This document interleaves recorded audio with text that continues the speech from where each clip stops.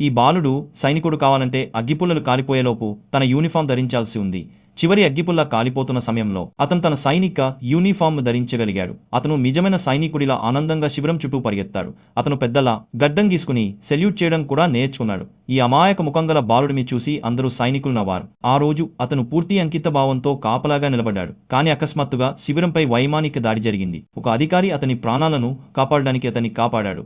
చుట్టూ పేలులు జరుగుతున్నాయి మరియు ఆ బాలుడు భయపడి ఒక కందకంలో కూర్చున్నాడు. గాయపడిన సైనికులను చూసినప్పుడు అతను యుద్ధం యొక్క నిజమైన భయానకతను గ్రహించాడు. అతను ఒక గుడారంలోకి పరిగెత్తి గాయపడిన వారికి సీరియస్గా సహాయం చేయడానికి ప్రయత్నించాడు.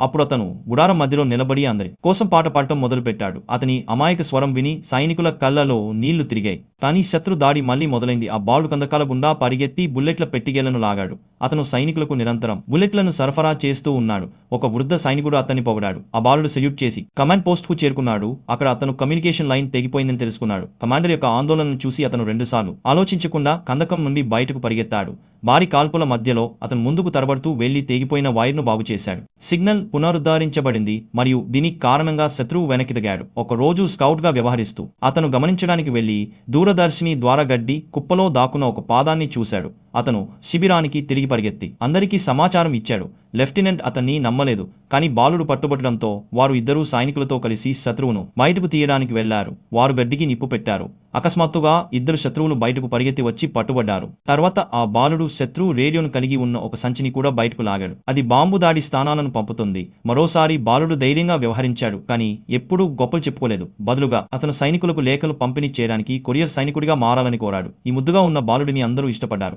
మరియు ఒక సైనికుడు అతని కోసం నృత్యం కూడా చేశాడు. మరుసటి రోజు అతను మళ్లీ లేఖలు పంపిణీ చేయడానికి వచ్చినప్పుడు ఆ సైనికుడు ఇక బతికిలేడు. ఆ బాలుడు నిశ్శబ్దంగా తన టోపీని తీసి విచారంగా నడిచిపోయాడు. ఈ బాలుడు పేరు సెరియోవా అల్లెస్కో. అతను చరిత్రలో అతి చిన్న వయస్సులో సైనికుడిగా మారాడు. యుద్ధం తర్వాత అతను హీరో మెడల్తో సత్కరించబడ్డాడు.